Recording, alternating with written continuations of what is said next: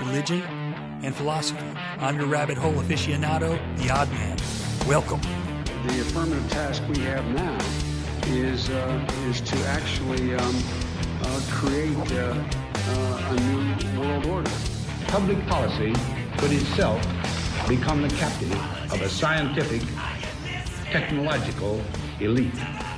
And when that first cocaine was smuggled in on a ship, it may as well have been a deadly bacteria, so much as it hurt the body, the soul of our country. But take my word for it, this scourge will stop. Welcome, oddities, to another The Odd Man Out podcast. As always, thank you so much for taking the time to hang out with me. I really appreciate it.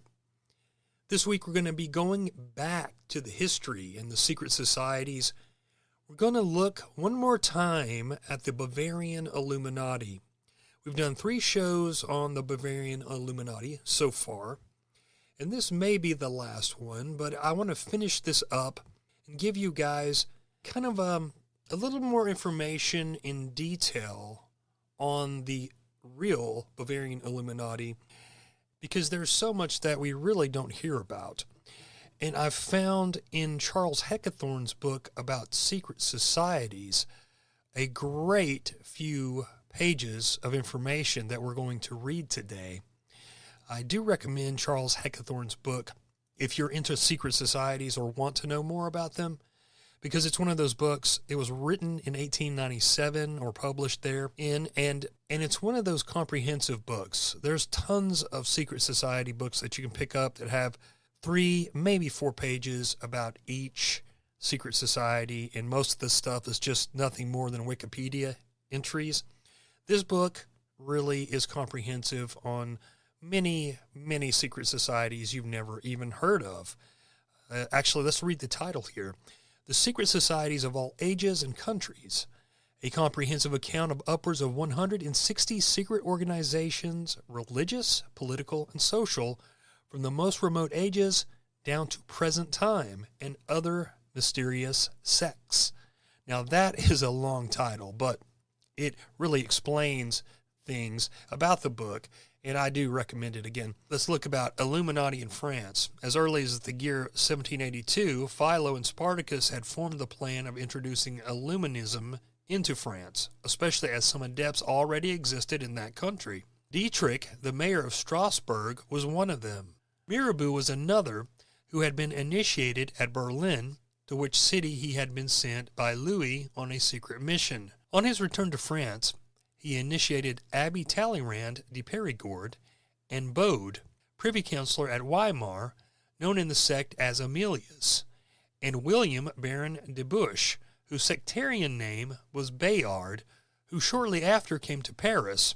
He continued the work of the initiation, choosing their adepts chiefly in the Masonic lodges. The most zealous and trusted members were formed into a secret committee of United Friends. According to the book published about 1790 and entitled Le Secte des Illumines, their manner of initiation, their oaths and doctrines were of the most frightful kind. Now he wants to go into the details. And this is another reason why I wanted to read from this book and kind of wrap up the Illuminati series here, because he tells us a little bit of what we didn't know before and what no one else that I've found has really talked about that much. Ceremonies of initiation. The large mansion of Ermenonville, about 30 miles from Paris, and belonging to the Marquis de Girardin, who gave J.J. Rousseau, during the last days of his life, asylum and afterwards a tomb on his estate, was said to be the chief lodge of Illuminism. The famous impostor Saint Germain presided in it. Isn't that interesting?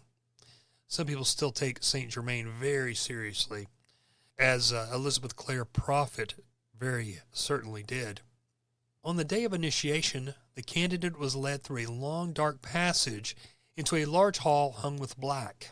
By the feeble light of the sepulchre lamps, he perceived corpses wrapped up in shrouds. In the center of the hall stood an altar built up of human skeletons. Specters wandered through the hall and disappeared, leaving an evil odor behind. At last, 2 men disguised as specters appeared, tied a pink ribbon smeared with blood and having the image of the Lady of Loretto on it around his forehead. Into the hand they placed a crucifix and hung an amulet around his neck. His clothes were laid on a funeral pyre, and on his body they painted crosses with blood. His pudenda were tied up with string. What is that word? I'm trying to remember what that means. Oh, it says that the pudendum is a Latin word for external genital organs of a human being. Okay, all right. That's kind of what I thought it meant. So his pudenda were tied up with a string. Hey, don't cut off the circulation, man. 5 terrific figures armed with daggers and clothed in blood-stained garments approached him, fell down before him and prayed. At the end of the hour or so, the candidate heard mourning sounds. The pyre was lit up, and his clothes burnt. A gigantic semi-transparent form arose from the flames, and 5 figures on the ground fell in fearful convulsions, and the voice of an invisible hierophant burst from the vault and uttered the following oaths, which the neophyte had to repeat. In the name of the crucified, I swear to sever all bonds, ununiting me with father, mother, brothers, sisters, wife, relations, friends, mistress, king, superiors, benefactors, or any other man to whom I have promised faith, obedience, gratitude, or service. Name the place where thou art born, to live henceforth in another sphere, which thou wilt not reach till thou hast renounced this poisoned globe cursed by heaven. From this moment thou shalt reveal to thy new chief all thou shalt have heard, learned, and discovered, and also to seek after and spy into things that might otherwise escape thy notice. Honor the aqua tofana as a sure, quick, and necessary means of ridding the earth by death or stupefaction of those who revile truth or seek to wrest it from our hands. Avoid Spain, Naples, and every other accursed country. Also avoid all temptation to betray what thou hast now heard. Lightning does not strike so quickly as the dagger, which will reach thee wherever thou mayest be. The candidate having repeated these words, a candlestick with 7 black wax tapers was placed before him, together with a vessel full of human blood. He had to wash himself with blood and drink half a glassful. Then the string round the pudenda was untied. He was then placed in a bath, and on leaving it, regaled with a dish of roots. And we're almost to the end here. It says that credibility above account. No doubt, all this sounds very horrible and is very incredible. But as to the horrors, they were simply theatrical. And as to credibility, writers near the time when these horrors were said to have been practiced seriously believed in them! ! The Abbé Barrel, who gives some of the above details in his work, Memoirs Illustrating the History of Jacobinism, does not hesitate to consider them as historical truth. The Marquis de Geoffroy, in his Dictionary of Social Errors, positively asserts that the meetings at the Armenonville were scenes of the grossest debauchery. Why should we doubt that they also were occasions for all sorts of ridiculous absurdities? Well, now that we have heard about the Illuminati in Germany, Bavaria, and the Illuminati in France, let's just look at some random things.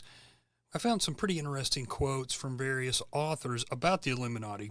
I wanted to kind of go outside of mainstream conservatism, mainstream truther media, and kind of see what some other people said about the Illuminati. Now, here we have Satanic Church founder Anton LaVey, and this is what he had to say about the Illuminati. Passing off the Bavarian Illuminati as a society with a purely political base is a blunder often made by those who naively think that politics and magic ritual do not mix. Masonic orders have contained the most influential men in many governments, and virtually every occult order has many Masonic roots. The rites of the Illuminati became the basis of the curriculum of the later Ordo Templi Orientis, or OTO, founded in 1902 by Karl Kellner and Adolf Wilmbrandt. A similar curriculum with strong Rosicrucian overtones was in the English Order of the Golden Dawn in 1887. The teachings of the Illuminati hold that all is material, that all religions are human invention, and that God is man and man is God, and that the world is his kingdom. The Teerdrama, German occult ritual, reinforces this message. It was first performed by Dieter Hertel in Munich the 31st of July, 1781. The German societies, Vril, Thule, or Tool, or Thule, I've heard it said all three different ways. I'm not sure if anyone really knows how to say it except Germans themselves. Freunden von Lucifer, Germania, and On Araby, while maintaining the basic magic repertoire of the early Illuminati, became what has been loosely defined as the Swartz Orden, or the Black Order, which flourished during the period between the two world wars. Paradoxically, through Freemasonry became the anathema during the Nazi regime. Virtually every rite on the Black Order employed Masonic principles. Many authors have written segments of the litany into literature and drama. It is apparent that a great many writers were members of the order or of groups which developed from it. Vivid examples are to be found in the works of Arthur Machen, W.B. Yeats, Robert W. Chambers, and James Thompson. Works notable for their reflections of the Teerdrama are H.G. Wells' most satanic work, The Island of Dr. Moreau, which employs portions of the litany in a masterful sequence. J.V. Widman's Der Heilige Undu Die Tier, a bitter diatribe on the animal's behalf against the Christian God. Karl Hauptmann's Krieg ein Tedum, in which the animals portray the heads of various European powers and behave no differently than humans in the long run. And of course, George Orwell's Animal Farm and Aldous Huxley's Ape and Essence. It's likely that Aleister Crowley was familiar with the ceremony, as his book of the Law bears a subtle hint in its tied to the credo of the Teerdrama, the Litany of the Law. The message of Nietzsche's Zarathustra that advises an identification with the beast as a prerequisite to the role of God-man is eloquently ritualized in the Teerdrama's Law of the Jungle. It is a lesson too often neglected by civilized man. Now that was from Anton LaVey in the Satanic Rituals. I'm not saying that I agree with him, because we hear a lot of these other people say there was not really an occult aspect to the Illuminati. Now, I read last night, I'm reading so many books about this right now, I forget which one it was, but it was talking about how the Rite of Strict Observance, which was this Masonic body, it came before the Illuminati, but it was working at the same time, and they tried to reform the Rite of Strict Observance and take a bunch of the occult stuff out of it and make it more like, basically like the Illuminati that we've learned so far, just improving how man acts, even though that's kind of to be debatable. But anyway, taking out the occult stuff. And that didn't work because people kind of lost their interest, because that's one reason people want to join these secret societies, to find out this esoteric occult stuff naturally. So I thought that was interesting. Take it for what you will. Remember, though, that Aleister Crowley did list Adam Weishaupt among the saints of his Gnostic Catholic Church.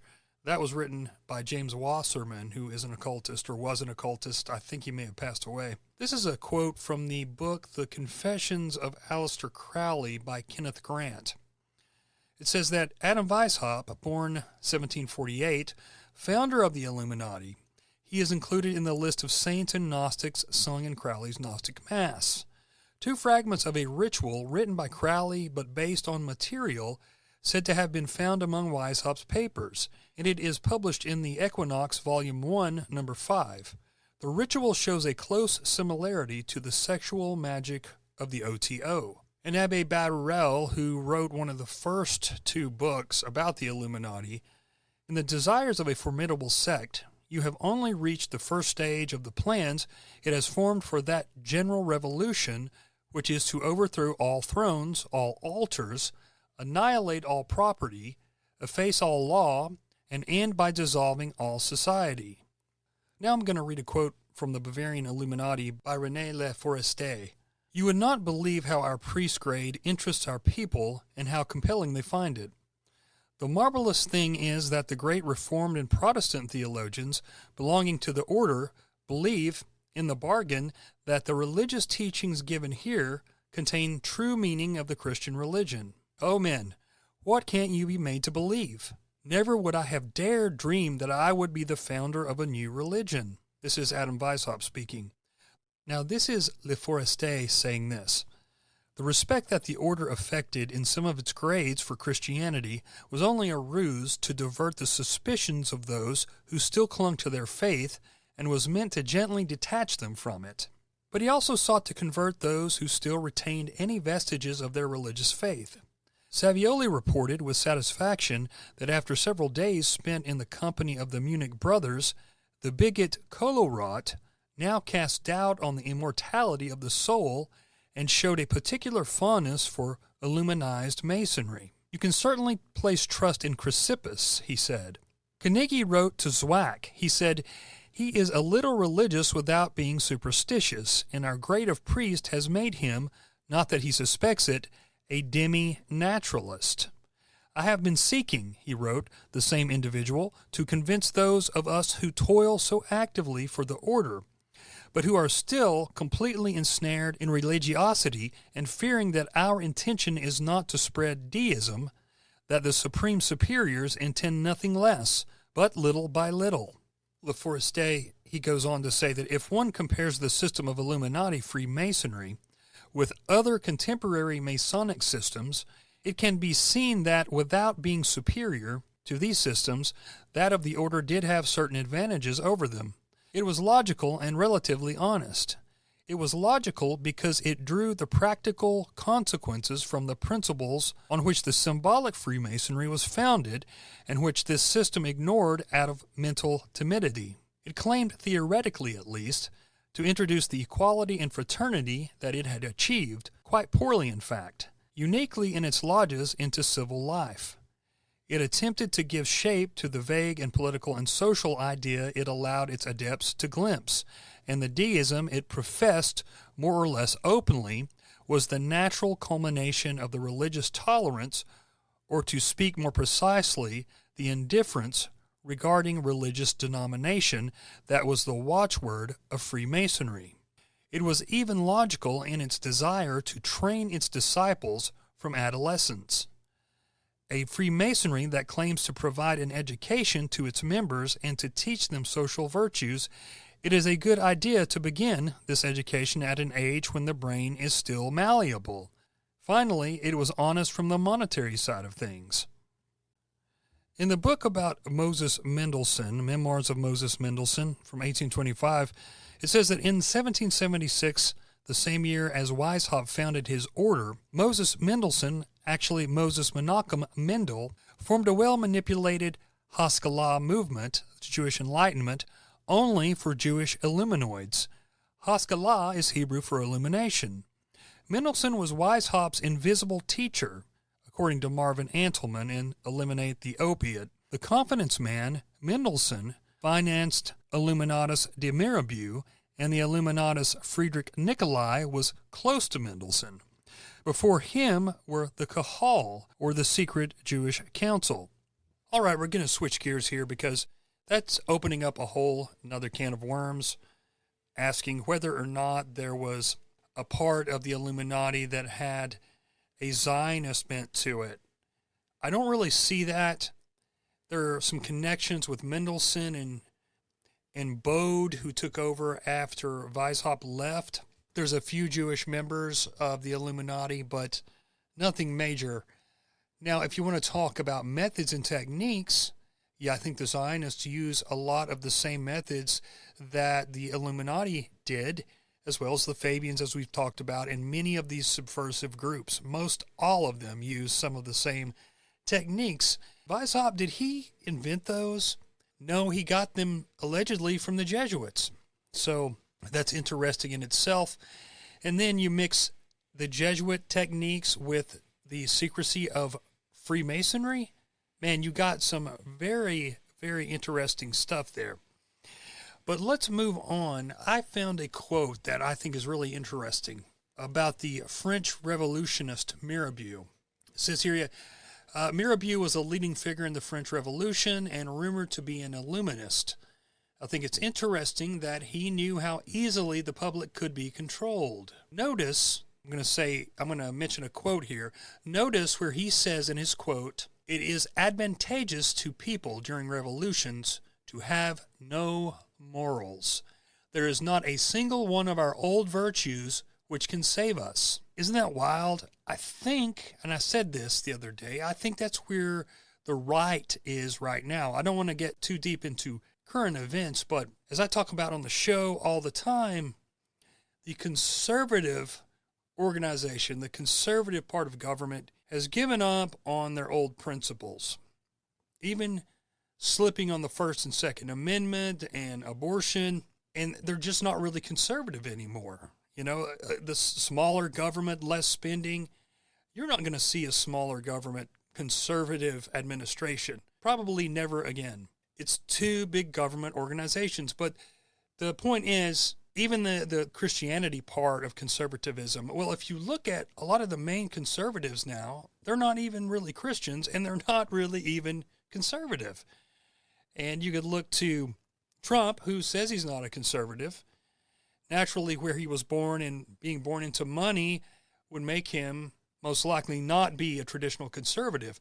Who did he even appoint in his administration that was truly conservative? Ask yourselves that. Very few. And then Tulsi, who's a liberal, and JFK Jr., or RFK Jr., who's a liberal and stuff like that. But to capitalize on this, I want to read the entire Mirabeau quote, because I think it's very important, because I feel like things are leading up to a French Revolution kind of scenario.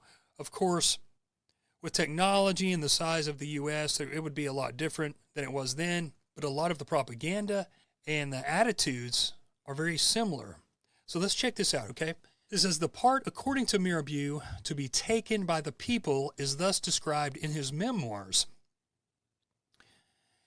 Quote, "Have we to fear the great part of the nation which knows not our projects, and would not be disposed to lend us their support?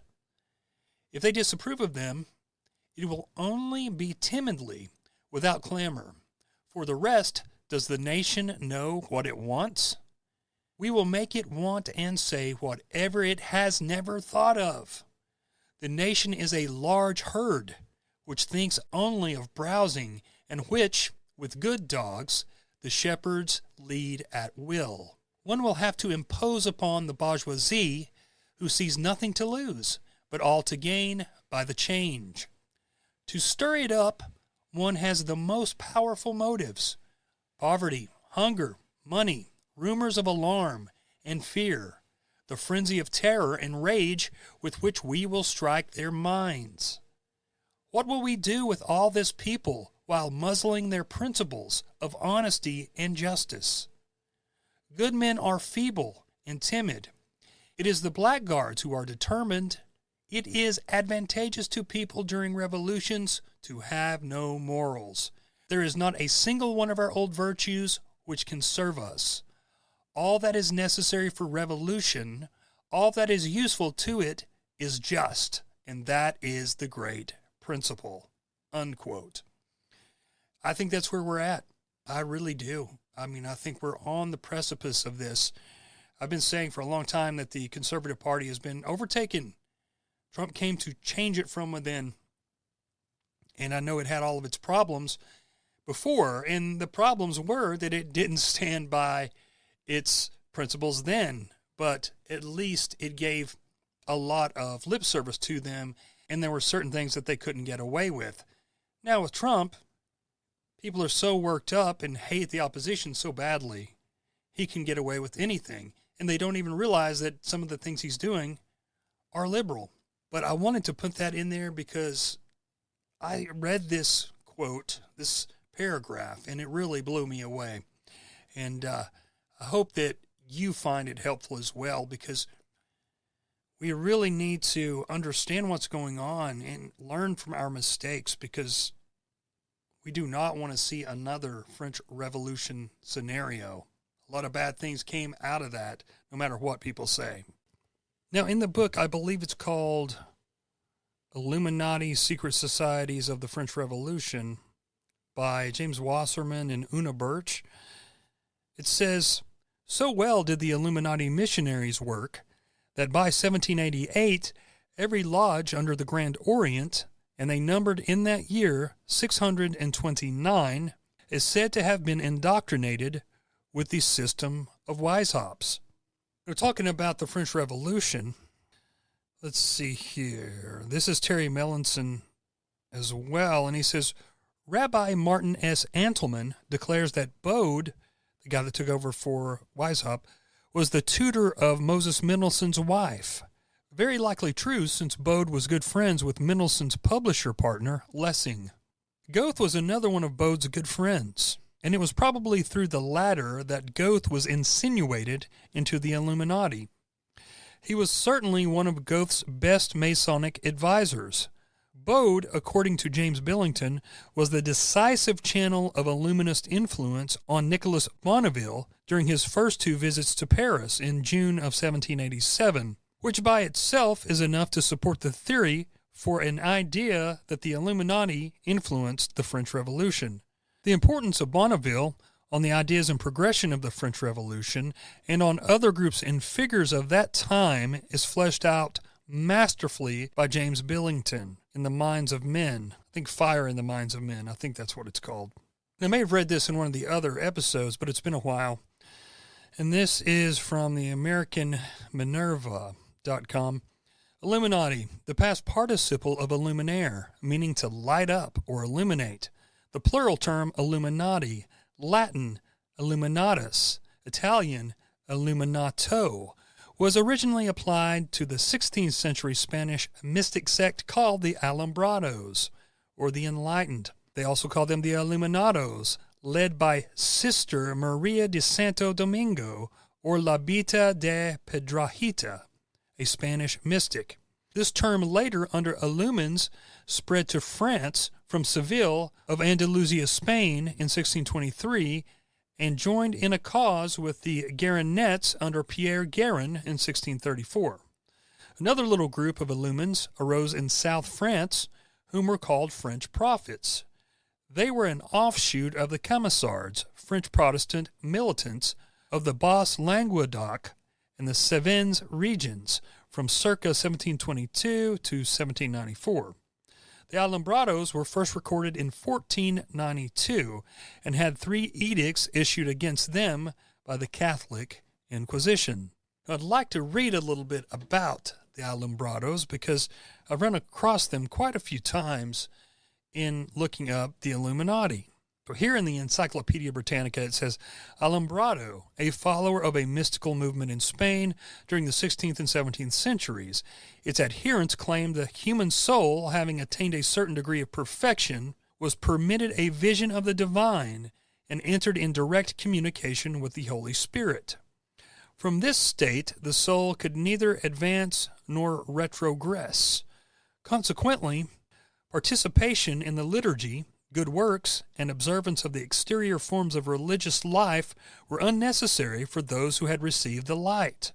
The Alumbrados came primarily from among the Reformed Franciscans and the Jesuits, but their doctrines seem to have influenced all classes of people. The extravagant claims made from their visions and their revelations caused them to be relentlessly persecuted.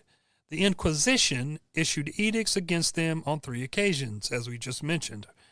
Stephen Flowers, in his book, Lords of the Left-Hand Path, says, and I believe he's talking about the Illuminati, however, there was also a more rebellious side to the Enlightenment, one that saw the political, religious, and philosophical establishment all predicated on the Christian concept of God as an ideological foe. More than most, such rebels might tend to see the image of the old Christian devil as a hero and a role model.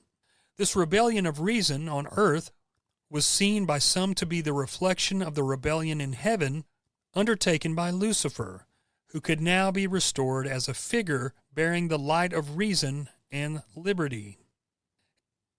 So James Billington, in The Fire in the Minds of Men that we mentioned earlier, he also stated that it was Jacobin French revolutionist Mirabeau's evocative language and his popularization of the Illuminist concepts that during the early years of the Revolution swayed many of the conspirators in Paris. And Dennis Cuddy says that Voltaire said in his book, Essay on the Sect of the Illuminists, during the first year of the French Revolution, quote, "You who are misled, or could be, know that there is a conspiracy. It was formed in the deepest darkness of society of new beings who know each other without being seen, who understand each other without explanation, who serve without friendship. The goal of the society is world government, taking over the authority of sovereigns, taking their place, and leaving them nothing more than the empty honor of wearing a crown." Cuddy also reveals in Power Elite that according to the biographer Terry Pinkard, Hegel, who invented the Hegelian dialectic, was actually mentored by Bavarian Illuminati member Pythagoras Atterbites, or Jacob Abel. That's a new one on me. I did not realize that. If that's true, Hegel had so much influence on liberals, on communism, on all forms of politics, really, but more on the liberal side. That would be amazing. Vernon Stauffer said in the book, The Bavarian Illuminati in America, in its efforts to obtain a decisive triumph over rival systems of Freemasonry, substantial progress had been made. At Munich, the secret chapter of the dominant Masonic fraternity in that city capitulated to the new system. At Vienna, Masons eagerly enrolled as Illuminati with a view to blocking the attempt of the Rosicrucians to extend the hegemony of that branch. And in another book by Seth Payson, in 1802, he wrote The Proofs of the Illuminati. And it was kind of a take on Abbe Barrel's book and John Robeson's book. But according to him, the Illuminati is symbolized by the Great Pyramid with the all-seeing eye on top.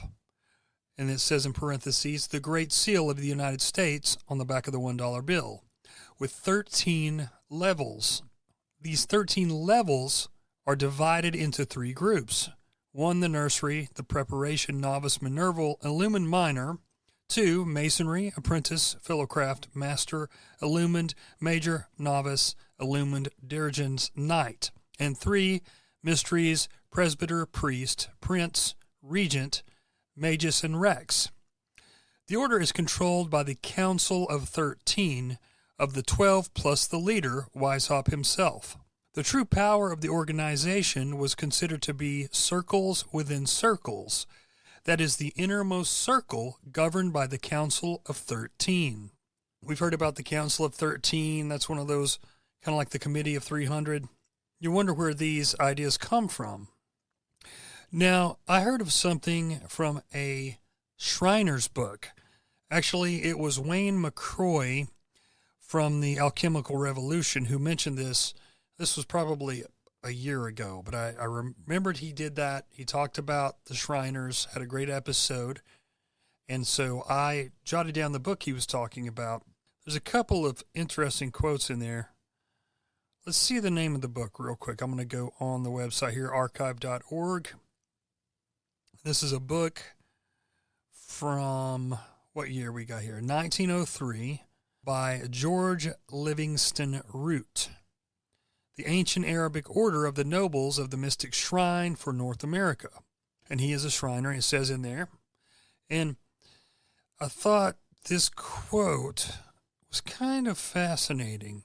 Among the modern promoters of the principles of the order in Europe, one of the most noted was Mr. Adam Weishaupt, a Rosicrucian, Rose Cross mystic, and professor of law in the University of Ingolstadt in Bavaria, who revived the order in that city on May 1776. Its members exercised a profound influence before and during the French Revolution, when they were known as the Illuminati. And they professed to be teachers of philosophy, to ray forth from their secret society the light of science over all mankind without fear or favor, to diffuse the purest principles of virtue. In short, restating that the teachings of Aristotle, Pythagoras, Plato, Confucius, and other philosophers from the Central Society at Ingolstadt branches spread out through all of Europe. Now, I thought that was interesting that he would mention that in his book and claim that the Shrine Order came out of the Illuminati. And then he claimed that the Illuminati was an already existing order, which I think that we'll find out was not true. According to Adam Weishaupt, they wanted the initiates to think that it was a very old order, and that was part of the, I guess that was part of the draw. Now, in that same book, the author is talking about basically the origins of the shrine. He says, according to the ancient and ritualistic provisions in the shrine's history, it was evidently established as a politico-religious order and destined to become a formidable Oriental power. Its mission being to aid the distressed, comfort the afflicted, protect the innocent, harmonize rank and station, overthrow fanaticism, obliterate intolerance, bring the guilty to justice, and perpetuate the welfare of mankind. No small task there. Thus they become the exponents of a secret tribunal, judge and punish the traitor, the murderer, the despoiler of innocence, the violator, and the desecrator of sacred vows, to apprehend, judge, and execute at one conclave, striking terror to the destroying element of crime by consigning the condemned to the rack, bowstring, or pyre of the shrine, their fleet justice leaving a purifying admonition to those who knew not the fate of the departed. The legendary history of the Oriental Shrine thus depicts one phase of the secret tribunal. The grave, stern, and masked tribunal sits in solemn council. Their terrible meditations and intent none could penetrate. Their purpose was as undecipherable as their identity. The culprit, defiant of their secret power, when loosed from his hempen thongs, appears arraigned for judgment and stands before the piercing gaze of the tribunal, with its all-powerful, get this, Council of 13, doggedly sullen and undismayed by the array of block, bowstring, rack, and blazing crucibles. If guilty, he neither seeks nor expects mercy, knowing that the mercy for the impious prevails not here. Their cause is justice. Their palpable proofs of guilt being sure, the result is as immutable as God's decree. And it goes on, but still does he his innocence protest. The frowning council grant one last privilege, a final proof to justify his plea by his Moslem faith. If he so dare, he advances alone to the sacred dais, and in token of his innocence embraces the holy nymph of paradise, the houri of the shrine. With joyous pace the victim hastens to the colossal statue, where in marvelous grandeur, by crafty hand, beauteously carved in stone, with outstretched arms and saintly face, sweet with calm serenity, she stands seemingly even to pity from her throne. It goes on, but I just wanted to mention that it does say Council of 13, which is kind of suspect because we hear the Council of 13, and Seth Payson mentioned the Council of 13, and he said that that was the inner circle of the Illuminati. Now, remember on one of our episodes a long time ago about Freemasonry, we played a clip from the Charles Heckethorn book. Someone was reading it, and they were talking about Freemasonry, and they said that they are basically called the Sons of Fire. Well, Terry Mellinson says here that the allegory in which the mysteries in the higher grades must be clothed is fire worship, and the whole philosophy of Zoroaster, or of the old Parsees, who nowadays only remain in India. Therefore, in the further degrees, the order is called fire worship, the fire order, or the Persian order. And isn't it interesting that the leader of the Illuminati, the real original Illuminati, was a professor. He was in the education system, and you feel that our education system was really taken over by people who have this kind of idea, kind of stamp out religion, stamp out tradition, kind of replace the family and all that. And also Pestalozzi was a member of the Illuminati who was an early writer of education, reformer of education. Now we have information here that possibly the Illuminati did carry on after they were broken up. Exclusively controlled by former members of the Illuminati was the Bonn Reading Society, founded on Christian Gottlob Neff. Its founders included Johann Peter Eickhoff, Christian Gottlob Neff, and Nicholas Simrock, all Illuminists, formerly of the Bonn Minerval Church. It goes on to say that in their day, reading societies were deemed just as worthy of takeover as the Masonic lodges, the former even preferable to the latter. Reading societies were much like the think tanks of today. Now, when we think of the Illuminati, we think about political subversion, and in the modern era, we think about banking and things like that. But this was very much an Illuminati that wanted to focus on education and really conditioning the pupils, the initiates, to think in a certain way. Here, in the book by Le Forestier, it says, this is how the Illuminati, after having received a general education and completed his classical studies as a novice, becomes, under the name Minerval, the student in a kind of free university where he will prepare for a degree in science or literature. As a society of higher learning, the order sought to procure for its scholars and students the indispensable instruments for their work. One of Weishaupt's primary concerns, traces of which can be found in both the regulations and his correspondence, is the creation of a library, first in Munich and then to be followed by others in the important centers later. Likewise, the order had the intention of owning, as soon as possible, a cabinet of natural history, a museum of antiquities, a collection of manuscripts and charters, and all its members were invited to zealously hunt for interesting documents that could be made available to all their brothers. But while the society strove to encourage the development of knowledge of the classics and attached great stock to the cultivation of the intellect, the worship it devoted to science was not an end in itself. It considered science as not as an end but as a means for obtaining two distinct results, which Weishaupt assumed were reciprocal, namely, the moral perfection of the individual and the happiness of mankind. The neophyte was advised on his entry into the novitiate that in the scholarly society of which he was now a member, example and teaching should give direction to the mind and enrich the heart. After repeating the declaration of principles, and the reminder that the general purpose of the order was to create human happiness and particularly inspire high and noble sentiments in the individual, the preamble of the Minerval Statutes adds, but as this goal can only be achieved by developing the intelligence of a man and by extending his knowledge, this is the specific concern of the members of the order in this class. As the happiness of humanity was the supreme objective of the order, it chose among the different sciences, based on whether they were deemed harmful or helpful to the goals they were pursuing. I am seeking, Weishaupt told Swack, to cultivate the sciences that have an influence on our happiness as a rule, and to remove from our path the contrary sciences.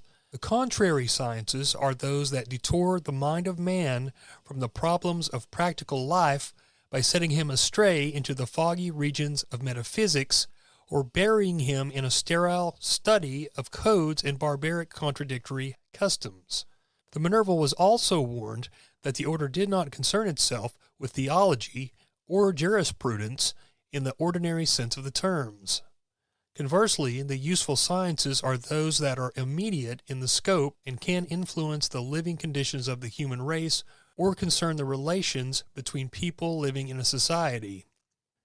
Until his dying day, Weishaupt remained convinced that his method for teaching morality was a masterpiece of the human mind. In reality, the educational value of the majority of the order's theories, of which its founder was most proud, were not only false and unenforceable, but also ran directly counter to their stated purpose.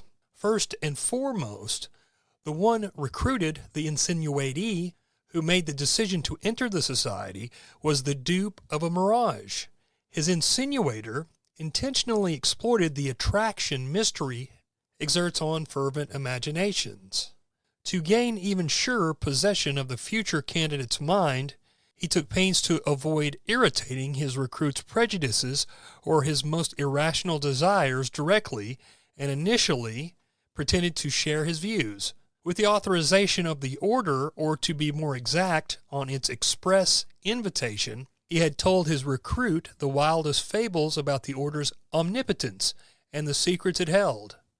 The excuse for this manipulation was that the recruit was being deceived for his own good, and that he would perceive the nullity of the things he once lusted after once the moral teachings of the society had performed their work. Thus, Weishaupt claimed that the Illuminatus would forgive this innocent ruse of which he was once a victim when he is able to appreciate the services rendered to him by being thus compelled to enter the school of virtue and wisdom. It is permissible to think, to the contrary, that on the day that the Illuminatus clearly realized how his gullibility had been taken advantage of, his own self-esteem would be so deeply wounded that it would be impossible for him not to hold some resentment against those who had so thoroughly duped him. There appears there was a good reason to say that in the initial contract tacitly made between the neophyte and the order, being based on an intentional misunderstanding contrived and exploited by the order, that this artifice, while so advantageous from the perspective of the recruitment, presents serious difficulties when dealing with a man of upright mind and proud heart.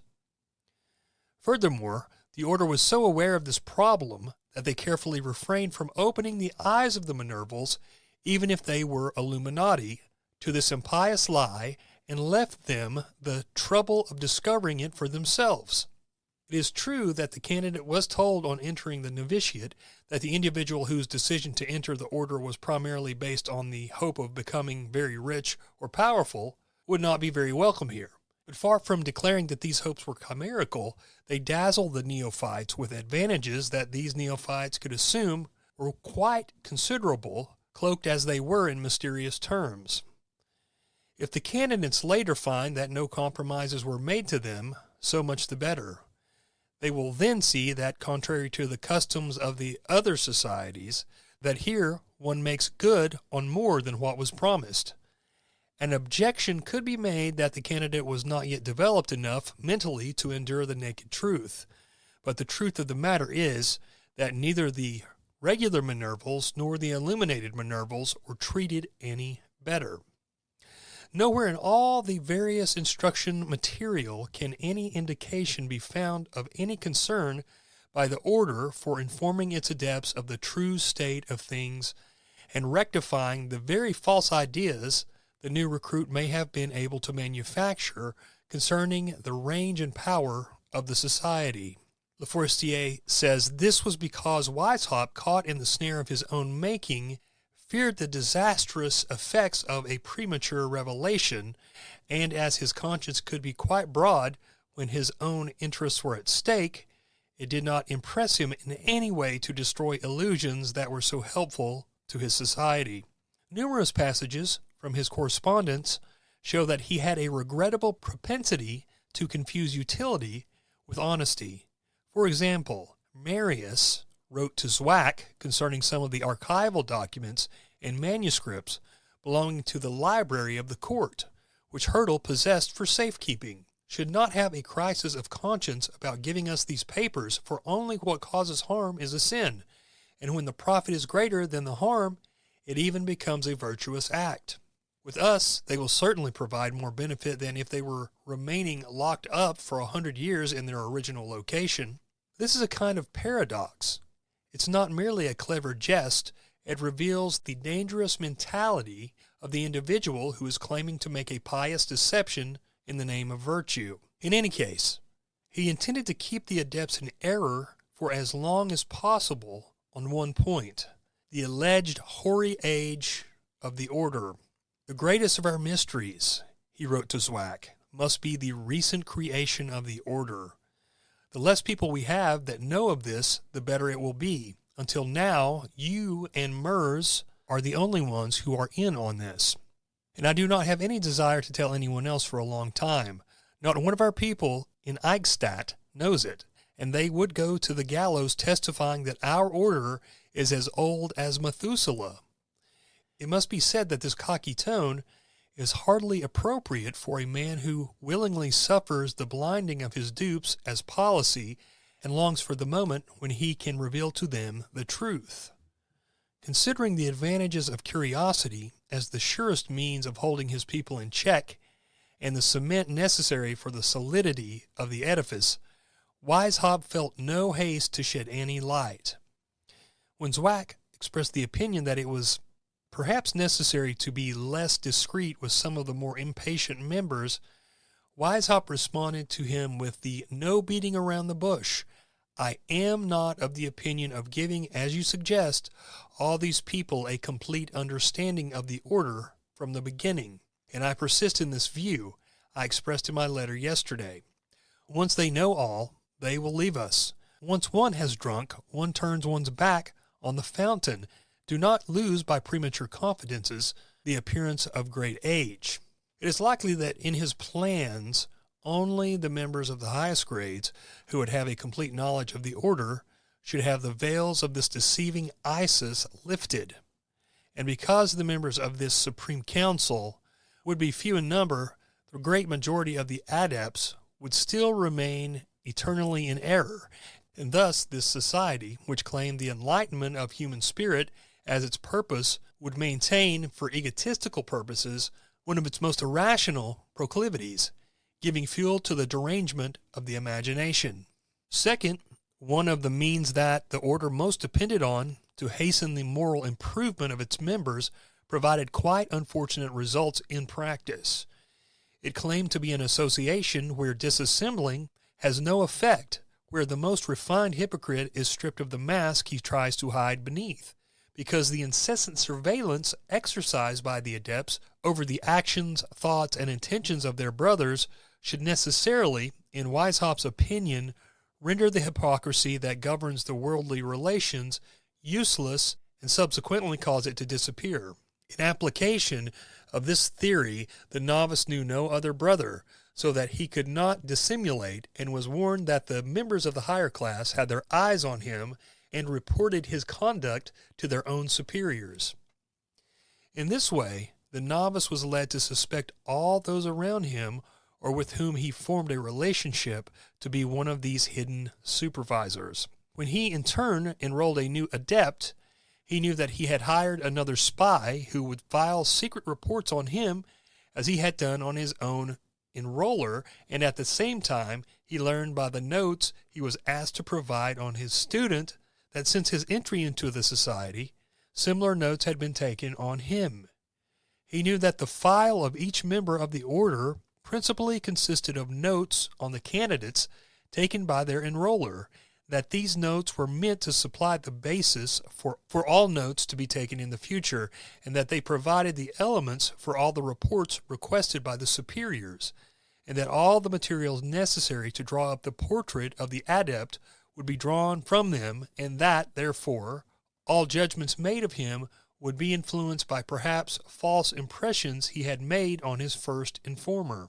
What could be said of the atmosphere of suspicion and mistrust in which he would find himself plunged when, having become a Minerval, he took part in the assemblies? What sincerity and trust could exist in the brotherly relations inside a meeting where each member did not know if his interlocutor was a member of the higher grade who did not reveal his true identity, the better to observe him, or even an equal, who could denounce him? Reciprocal informing and spying were the normal course of relations between the members of the order. With extraordinary recklessness, Weishaupt was no more terrified of the word than of one thing. Far from perceiving that such standards of behavior would make the air of society impossible to breathe, and convinced of the salutary influence of the regime, he wrote to Zwack, "In the second grade I will make each member a spy of all the others, and imperturbably applying his extravagant system on his closest colleagues, ordered Zwack and Hyrtl and Scipio should, like the other Illuminati, send to Spartacus in sealed envelopes their gravamina and indicate the faults they have observed in their two colleagues. The general idea recommended with the same ingenuity that adepts learn the art of disassembling, observing, and spying on the others. Stuck on this stubborn notion, Weishaupt never saw that this system of informers made the trust and fraternal affection he wished to prevail between the members of the order impossible, and instructed them instead in degrading prevarication.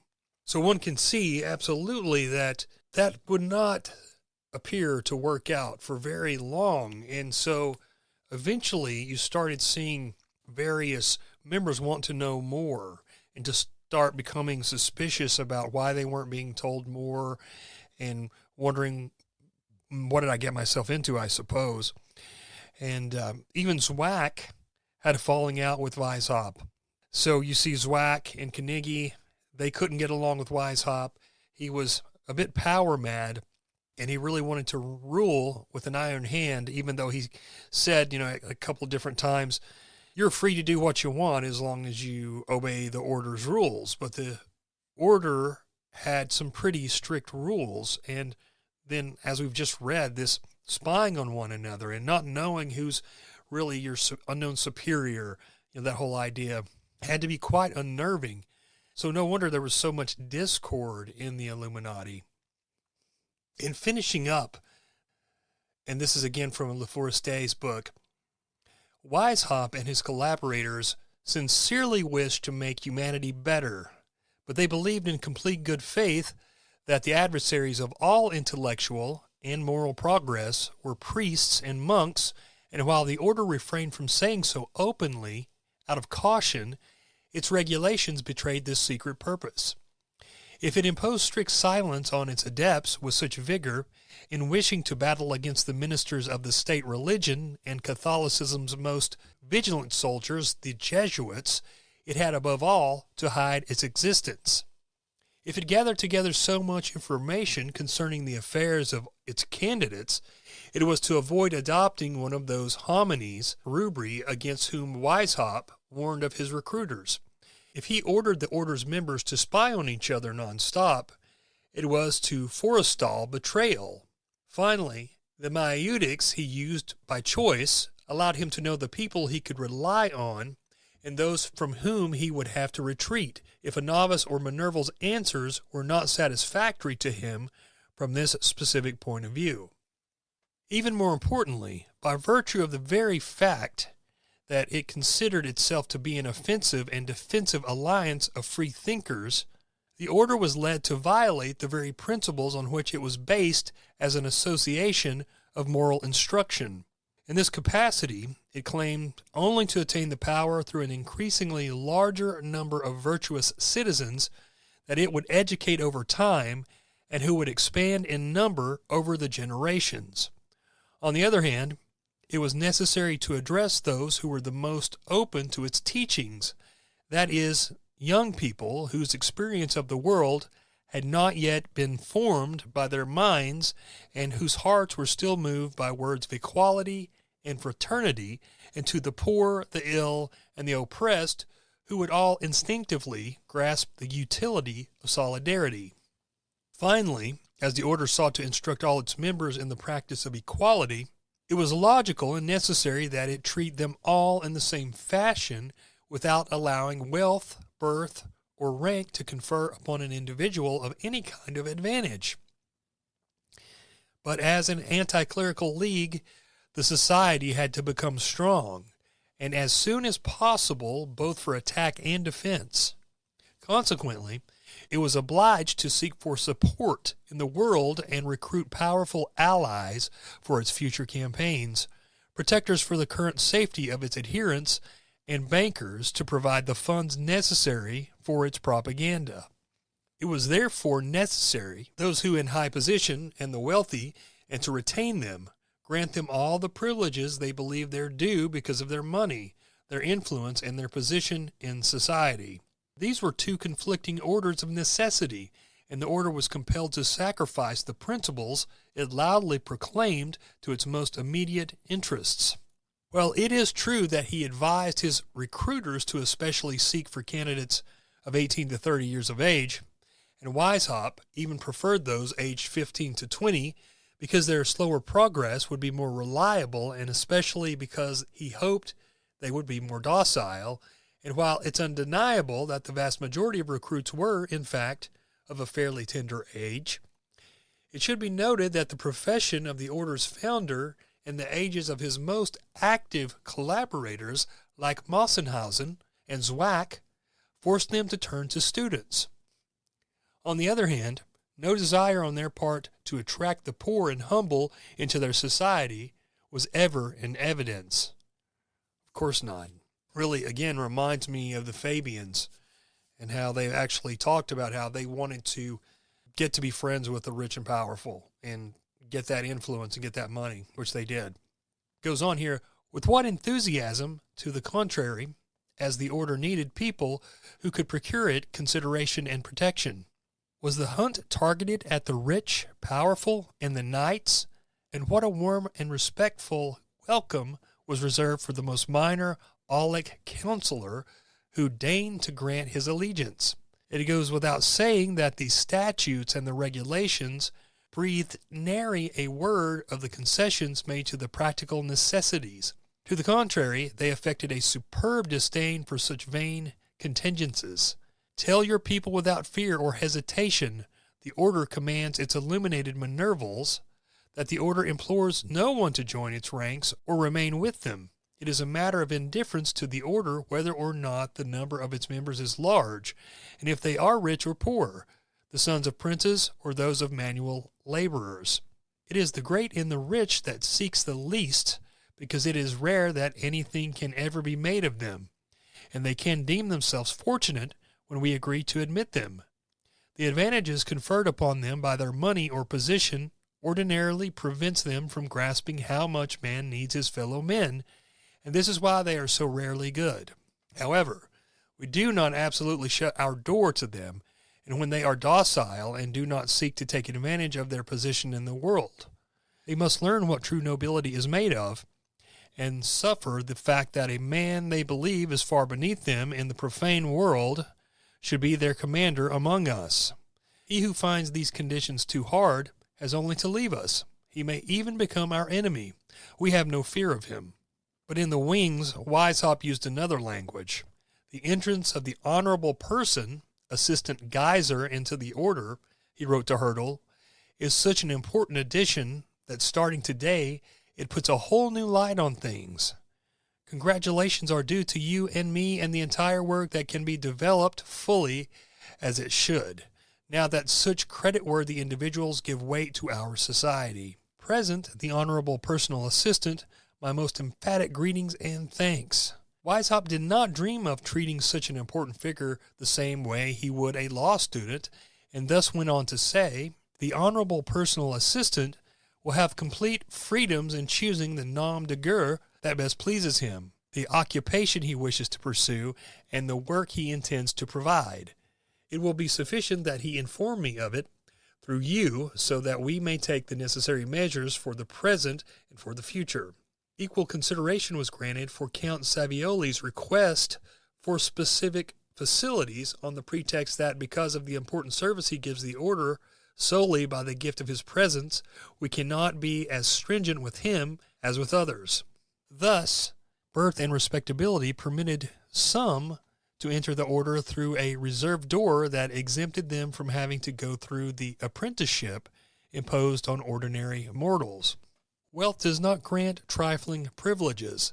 It was enough to have money and to promise to pay heavy dues to be exempted from the trials decreed by a society that claimed to teach its members that they should assure themselves of their fellows' support by the affections they inspired and not by buying them. I have nothing to say against Baron Ert, Weishaupt wrote. He is such a good boy. It is necessary to have people like this. They add numbers and help fill up the cash box. Zwack noted in his journal, member Claudius turned to insinuatee X to divest himself of a difficult pensum. He is rich. The privilege was not granted by accident. The regulations, much less discreet on this occasion, officially consecrated it. The general idea makes the distinction between the two classes of Illuminati, those who wish to provide a personal work and those who can redeem themselves of this obligation. Every member, according to the paragraph 9, should choose a science or art as his principal occupation, but as some individuals do not have the taste, time, or means to devote themselves to such labor, the order has decided that each member should declare within 15 days of his insinuator if he wishes to be useful to the order by his research in the sciences or by a monetary contribution. In the first case, he should hand in a work that will be printed, and in the second, he will donate a sum suitable for indemnifying the person who will write the dissertation, and this dissertation will be dedicated to him. This degree of tolerance still appeared insufficient, and a special class was created for the adepts who were better endowed with money than they were with intelligence or a zest for work. The statutes and regulations do not breathe a word about this class, but its existence is mentioned in the correspondence. The order only asks of those assigned to this particular class the regular payment of a fee of 1 carolin, about $5, and exempted them from the obligations imposed on novices and regular Minervals, but it did not initiate them into the society's doctrines and plans.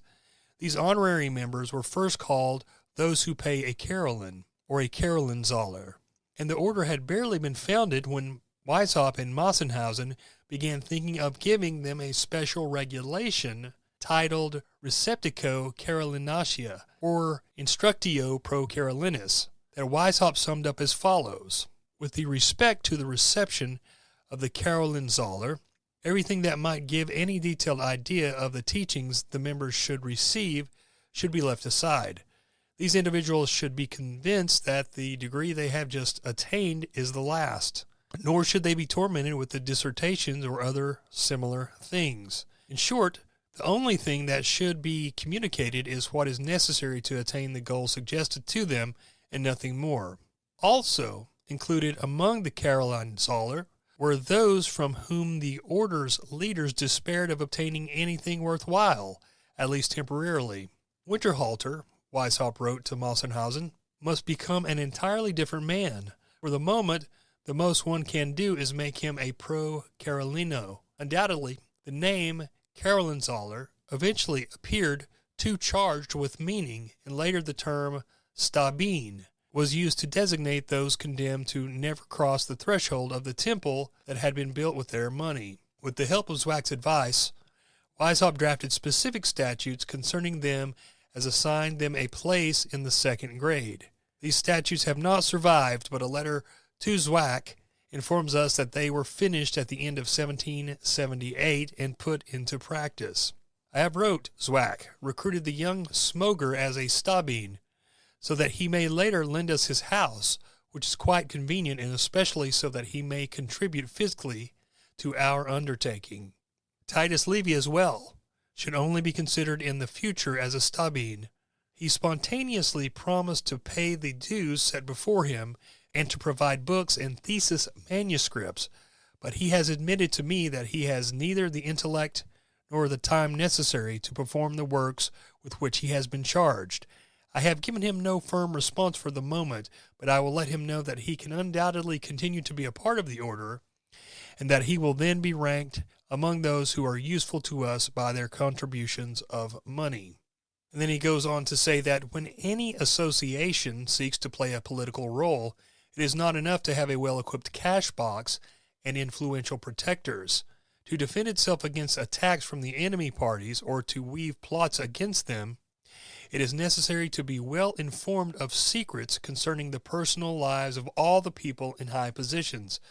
So an order, which in theory works apart from the world to improve the hearts and minds of the members and to transport the sage into the Thebaid, where he can meditate far from the futile commotion of men, the same order incites its members to communicate to it everything that the scandal sheets might reveal about the people it could approach. Every member who has connections to us, the statutes of the Illuminati say, should reveal without hesitation all the secret relationships that he might stumble upon.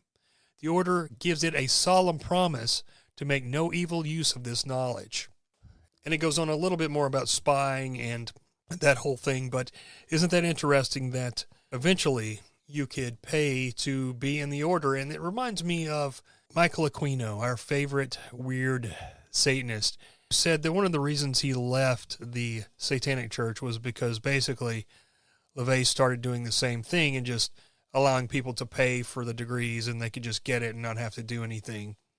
So just thought that that was a little bit of a similarity there with the Illuminati. And I don't hear these kinds of things about the Illuminati. I've never read any of this stuff. I've never heard anybody talk about it.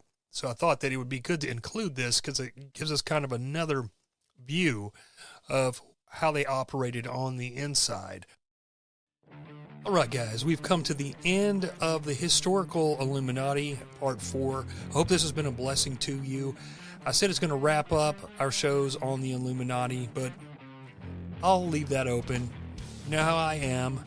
I may find more information that I want to hand over to you guys about the Illuminati, because Lord knows I've got enough notes to probably do another show at some point.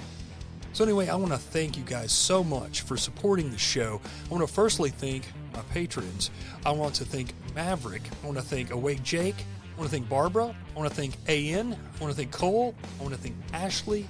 I want to thank that crazy bread man for being a covert co-conspirator. I want to thank Aaron. I want to thank Ruckus for being a producer of the show. You can find Ruckus's fine content over at alternatecurrentradio.com. Look for the Daily Ruckus, and he'll be on Boiler Room every Thursday night. Thank you to No Evil Shall I Fear. Thank you to James. Thank you to Bill for being a producer of the show. And thank you to the mighty Kilowatt. That is patreon.com/The Odd Man Out. And the link will be in my show notes. And I want to remind you guys that you can also support me at buymeacoffee.com/The Odd Man Out. You can support me at Venmo at The Odd Man Out and Cash App $The Odd Man Out. And I want to thank my man Jerry for supporting the show on Cash App. Thank you so much, Jerry. Also, guys, I want to remind you that I do have merchandise, and it's pretty darn cool if you ask me. Got a whole bunch of shirts on Teespring, or now Spring. And you can go there. It's theoddmanout.creator-spring.com. I know that's long, but again, you can go on the show notes and you'll see it. And you get 10% off for using the Odd Man Out. It should show you at the top. It gives you a promo code. So I appreciate you supporting the show and supporting my merchandise as well.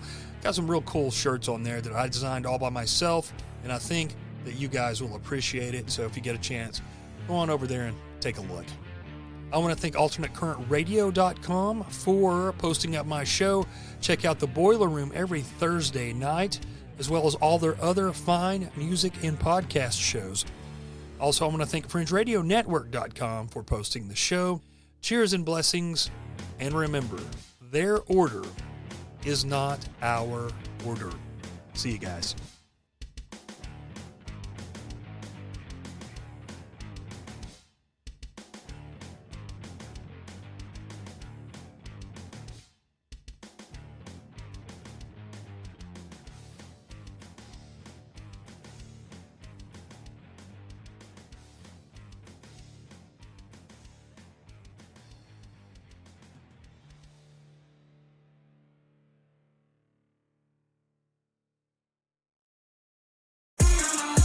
Witness the finale of the PGA Tour season this summer when the Tour Championship returns to Atlanta, August 20th through 24th at the historic East Lake Golf Club. End your summer with us at this can't-miss event, featuring the PGA Tour's best players, food from Atlanta hotspots, and a social scene unlike any other. Kids 15 and under get in free with a ticketed adult, so bring the whole family to experience the fun. Get your tickets now at tourchampionship.com. Witness the finale of the PGA Tour season this summer when the Tour Championship returns to Atlanta, August 20th through 24th at the historic East Lake Golf Club. Join us to watch the PGA Tour's top 30 players battle for golf's ultimate prize, the FedEx Cup, and see who'll make history and build a legacy at Eastlake. For more information and to purchase your tickets, visit tourchampionship.com.